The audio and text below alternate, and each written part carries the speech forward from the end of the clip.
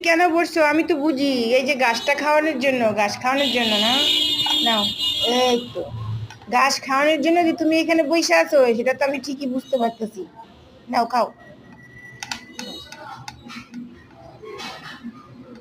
খাও, তোমাদের প্রিয় খাবার ঘাস। হ্যাঁ, নাও।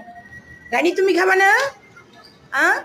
আসো মা আমার, আসো আসো আসো আসো। হ্যাঁ, এই এই শাক, এই যে বাসার পর শাক টাক বাচ্চা, এরপরে ঘরটার ঝাড়ু দিয়া, তারপর সুন্দর কইরা, এরপরে যে ঘর মুচ্ছা বিছনা টিছনা ঝাড়ু দিয়া, এরপর বাচ্চারা দুধ টুধ খাওয়াইয়া এবারে গোসল করে আইবা, কইয়া দিলাম। শেফালি কি আইছে ঘর মুছতে? হ্যাঁ, না মা, আমা তুমি কই যাও? বারান্দায় যাও, আসো যাও, যাও।